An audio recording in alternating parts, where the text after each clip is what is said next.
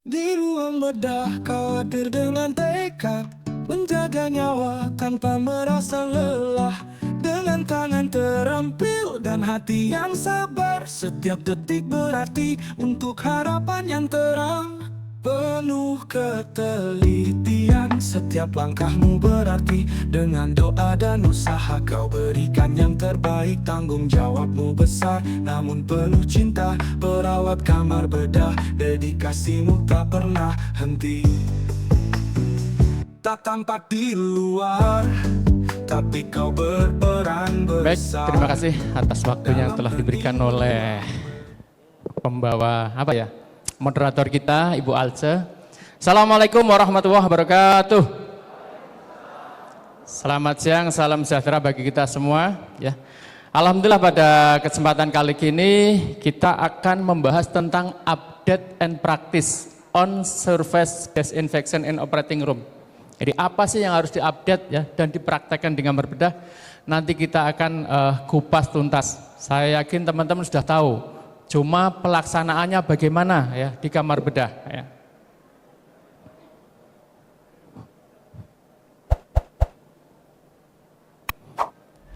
Baik, kita masuk ke definisi desinfektan dulu ya Bapak Ibu. Jadi ini substansi kimia yang dipakai untuk mencegah pertumbuhan mikroorganisme dengan cara menghalangi atau merusak mikroorganisme tersebut dan biasa digunakan pada benda-benda mati. Ya. Jadi saya biasa mendengar teman-teman saya saat saya melakukan asesmen ya, saya sebagai asesor ke teman-teman. Proses mengoleskan cairan warna coklat ya di tubuh pasien apa namanya? Desinfeksi, Pak. Jadi dia juga akan desinfeksi area operasi ya. Kalau melihat dari definisi ini, apakah itu betul? Ya, ini pertanyaan, silahkan nanti kita bahas ke slide-slide selanjutnya.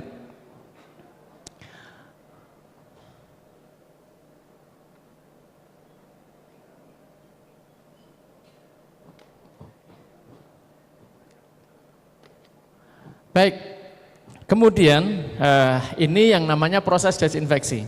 Suatu proses untuk menghilangkan atau memusnahkan mikroorganisme, virus, bakteri, parasit, jamur, dan sejumlah spora pada peralatan medis atau objek dengan menggunakan cairan desinfektan. Inilah yang disebut sebagai desinfeksi ya Bapak Ibu, tentunya sudah familiar ya. Cuma kadang kita masih sering keliru-keliru menyebut saja ya. Itu sudah familiar ya. Tetapi dalam proses penyebutannya saja kadang teman-teman kurang pas seperti itu. Desinfektan ternyata diklasifikasikan, ada yang anorganik, ada yang organik ya. Jadi contoh ini yang anorganik, ada oksidator yang mengandung H2O2 dan kalium permanganat. Ada yang mengandung hipoklorit dan ion. Ada yang mengandung senyawa raksa. Ini masuk dalam bagian anorganik. Sedangkan untuk yang organik ada formalin, alkohol, fenol, heterosiklik, sabun amfolit, klorheksidin. Ya.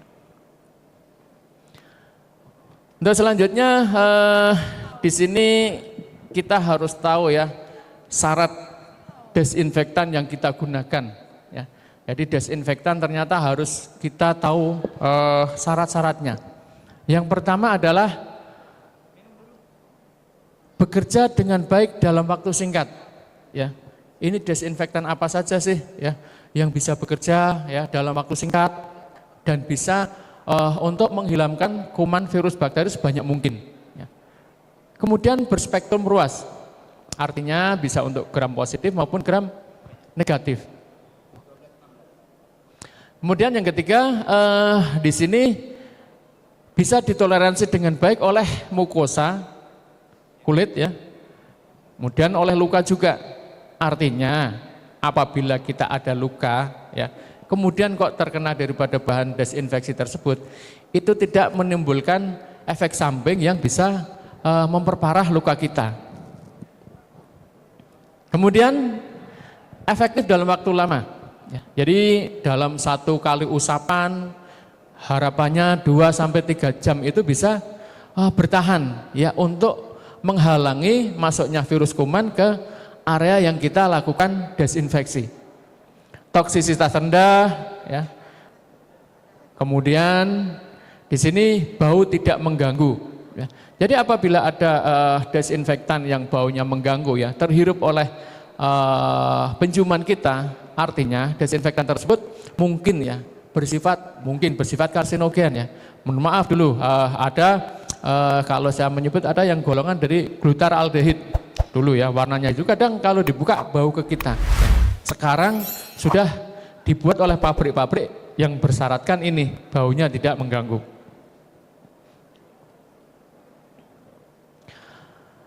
Untuk selanjutnya di sini daya kerja desinfektan. Kita tentunya sebagai perawat kamar bedah juga harus tahu ya, bagaimana sih daya kerja desinfektan ya. Ternyata ya, konsentrasi ini berpengaruh terhadap daya kerja desinfektan. Biasanya semakin pekat konsentrasinya ya, daya kerjanya itu semakin bagus, semakin pekat. Tetapi ya, semakin pekat pula kadang daya rusaknya kepada alat juga semakin merusak ya. Misalkan ada namanya klorin, itu kan bersifat korosif ya. Jadi diberi waktu 10 sampai 15, kita rendam lupa, besok-besoknya di situ akan banyak korosi-korosi di alatnya ya. Kemudian waktu kontak ya, waktu kontak semakin lama ini semakin bagus ya untuk menghilangkan tadi kuman, bakteri, virus ya. Tetapi inilah kenapa kita harus mengenali desinfektan kita ya. Karena kalau semakin lama juga bukan tidak mungkin ya. Saya itu pernah ada linen ya. Linen pasca dipakai pasien B20 ya. Di situ kita rendam lupa sampai pagi. Linennya warnanya jadi putih semua ya. Terus gampang robek. Nah, ini ya. Jadi tetapi untuk daya menghilangkan kuman, bakteri, virusnya sudah bagus, tetapi itu tadi alatnya menjadi rusak ya. pH desinfektan biasa bekerja pada pH normal ya, 7,35 sampai dengan 7,45 ya. Kemudian yang keempat daya kerja desinfektan adalah tergantung juga dari jenis mikroorganismenya ya. Kalau ya spora TB itu relatif lebih susah untuk dibunuh ya. Sehingga untuk yang high level disinfection pun tidak bisa sampai dengan membunuh spora-spora tersebut. Luas area yang terkontaminasi, semakin luas tentunya semakin banyak desinfektan yang harus kita gunakan ya. Kalau tidak banyak juga efektivitas daya kerjanya juga tidak akan maksimal. Kemudian ada bahan organik ya, bahan organik ya. Jadi bahan-bahan kalau yang terbuat disintesis oleh makhluk hidup itu relatif lebih mudah dibersihkan. Kemudian formulasinya apakah berbentuk tablet, serbuk ataupun berbentuk cairan. Kalau memang itu berbentuk tablet, begitu dicampur dengan cairan yang direkomendasikan harus bisa langsung larut dalam bentuk homogen ya. Tidak ada yang tersisa ya. Untuk selanjutnya adalah ini, kenalilah desinfektan di tempat teman-teman bekerja. Ada berbagai macam desinfektan di tempat kita bekerja ya, tetapi kadang kita tidak mengenali ya. Saya sering melakukan pertanyaan ini kepada teman-teman saya ya. Desinfektan warna coklat ya, warna coklat yang biasa dioleskan itu namanya apa? Banyak yang menjawab apa? Betadine ya. Betadine. Karena apa? Mereka kenalnya yang pertama mungkin seperti itu. Seperti motor juga kan Honda kan seperti itu. Betadine. Artinya teman-teman saya belum kenal. Kemudian saya tanya lebih jauh lagi. Baik kalau itu betadine. Terus berapa persen yang kamu gunakan? Nah di sini terjadi tawar menawar. Ada yang 5%, 10%, 15%. Ya. Kalau sudah seperti itu, saya akan berikan kepada mereka untuk silahkan di browsing, besok dipresentasikan. Artinya biar mereka mencari keilmuannya sendiri ya. Baik, ini yang kita gunakan di kamar bedah. Yang pertama ada namanya alkohol ya. Alkohol ini bisa juga digunakan sebagai desinfektan dan antiseptik ya. Jadi tadi ya, desinfektan digunakan pada alat-alat atau benda mati. Ini juga spektrumnya relatif luas ya, bisa merusak membran dan melisiskan sel. Jadi kalau ya bakteri terkena ini membrannya rusak, artinya kalau tidak ada wadahnya tentunya akan mati. Untuk mengimprove alkohol biasanya dicampur ya untuk meningkatkan efisiensi. Dicampur ada yang dengan biozat seperti klorheksidin glukonat ya. Sekarang banyak produk-produk udah campuran. Ada campur alkohol, povidone iodin, kemudian klorheksidin glukonat. Ada juga yang klorheksidin glukonat dengan alkohol. Ini artinya apa? Karena tadi ya untuk menambah daya efisiensi daripada desinfektan ini. Tetapi alkohol sendiri ternyata untuk spora aktivitasnya tidak direkomendasikan ya, sehingga tidak bisa digunakan sebagai bahan sterilisasi. Ya, jadi dia memang bagus, positif negatif. Tetapi kalau sudah pada spora tidak bisa ya. Baik, kita lanjut. Ada di tempat kita yang selanjutnya adalah aldehid. Aldehid ini ada 3 jenis. Ada glutaraldehid ya. Dia memiliki sifat bakterisidal dengan cara mengikat lapisan luar pada E. coli, Staphylococcus aureus. Ini 2 jenis kuman ini yang sering juga menyebabkan terjadinya infeksi nosokomial ya. Jadi kalau teman-teman mendapat laporan dari teman-teman PPI di ruangan, silahkan ya. Kita terima, minta dikultur jenis kumannya apa sih, kan seperti itu. Kalau E. coli, nah, silahkan dilihat airnya di tempat kita untuk cuci tangan dan lain sebagainya. Ya. Kemudian Staphylococcus aureus ini juga relatif ya, relatif banyak untuk MRSA itu ya. Kemudian perlindungan terhadap bakteri gram negatif, sifat sporisidal, cakupan jamur dan agen virus yang kuat. Kemudian glutaraldehid juga digunakan membersihkan peralatan medis seperti endoskopi. Ini dulu ya, nanti ada rekomendasi lain. Pembilasan glutaraldehid pada peralatan endoskopi harus benar-benar bersih untuk mencegah komplikasi kolitis pasca kolon. Jadi kolon itu bisa terjadi kolitis karena adanya sisa-sisa daripada glutaraldehid ini. Kita lanjut, yang kedua daripada jenis aldehid ada formaldehid. Ya. Ini jenisnya adalah monoaldehid, secara klinis digunakan sebagai bahan sterilan dan desinfektan. Formaldehid memiliki campuran yang sama dengan glutaraldehid, ya. Bakteri, virus, dan spora, namun bekerjanya lebih lambat formaldehid. Sehingga kalau teman-teman yang bekerja di CSSD, ada itu sterilisasi by formalin ini ya, itu lama ya, lama waktunya. Kemudian formaldehid bereaksi kuat dengan asam nukleat, dan karena reaktivasi ini formaldehid diketahui bersifat karsinogenik ya. Oleh karena itu APD harus benar-benar digunakan. 8 menit lagi. Siap. Baik. Ada OPA. OPA ini ya disarankan pengganti glutaraldehid ya, membunuh kuman ya. Kemudian bikuanida. Bikuanida ini contohnya klorheksidin glukonat ya.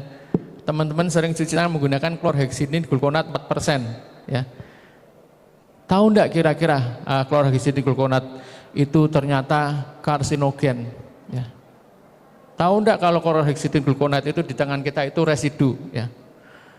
Kemudian kalau terpapar dengan mukosa mata ya, terpapar dengan mukosa mata, kira-kira apa yang harus kita lakukan ya.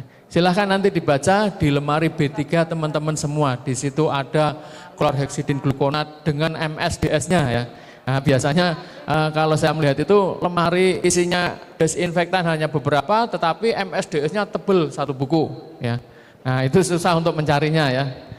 Kemudian ada diamidin, untuk contohnya di sini ada, jadi di sini mengurangi asupan oksigen ya, dan melicikkan amino asid, artinya bakteri virus yang aerob ya akan dibunuh dengan diamidin ini. Contoh ada Pseudomonas aeruginosa. Ini yang sering menimbulkan pada paru-paru ya. Paru-paru yang sering terkena, senang tinggal di daerah lembab. Pada AC split ya. Di rumah sakit kalau ada AC split ada airnya ya, silakan di situ airnya diteliti. Kemudian ada halogen releasing agent. Contoh ini ya, tadi ada povidone iodin ya. Ini cepat sekali reaksinya ya. cepat, sehingga banyak digunakanlah sebagai antiseptik ya pada saat proses aseptik area operasi. Ya karena cepatnya ini. Ya. Tetapi ya ini ya dayanya tentunya lebih kecil. Kemudian ada peroksigen ya, H2O2. Ini bagus ya. Tetapi ini juga ternyata karsinogen ya. Konsentrasi lebih aktif dengan konsentrasi 10 sampai dengan 30%.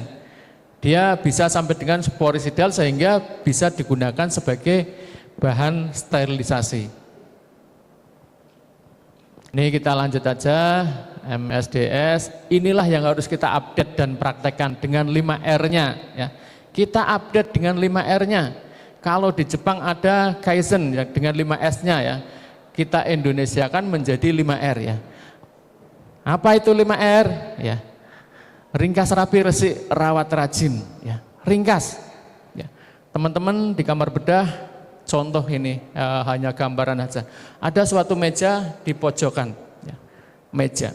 Begitu ada meja akan ada orang naruh buku. Kemudian datang orang lain lagi naruh kertas.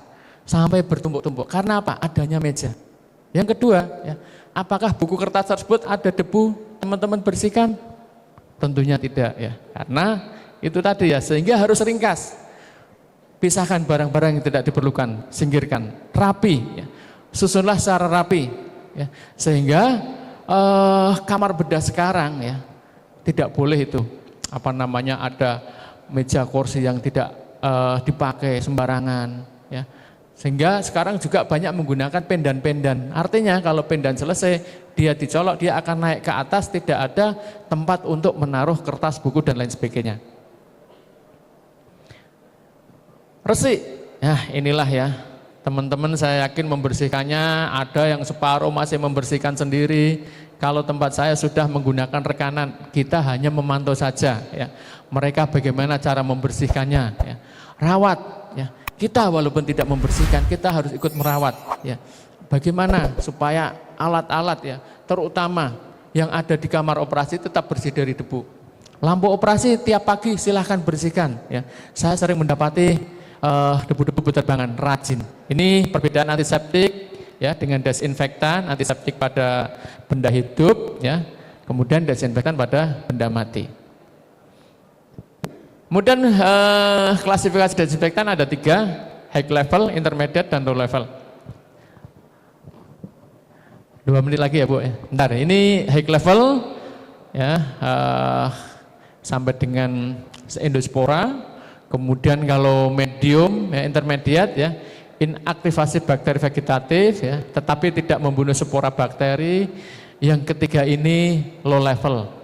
Inilah yang sering kita lakukan, harus kita lakukan. Ada 3 metode, ada pengempelan, ozonisasi, dan fogging.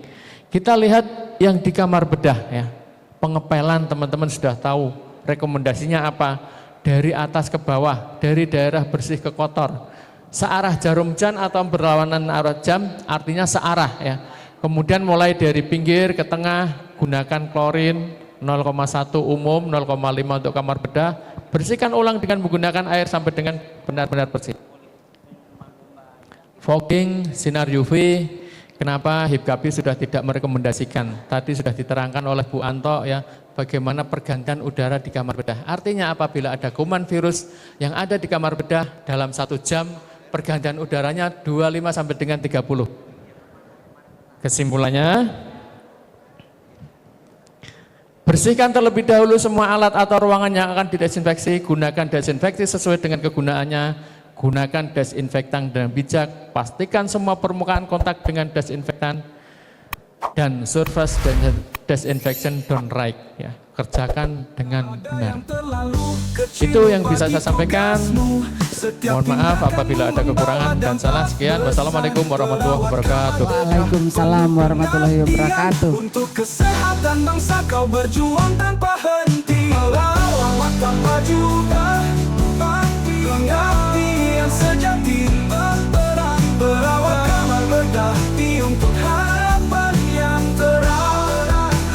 Kehidupan yang terlalu kecil bagi tugas setiap tindakanmu membawa dampak besar. Berawat kamar bedah penuh pengabdian, untuk kesehatan bangsa kau berjuang tanpa henti. Di balik wajah dan masker yang kau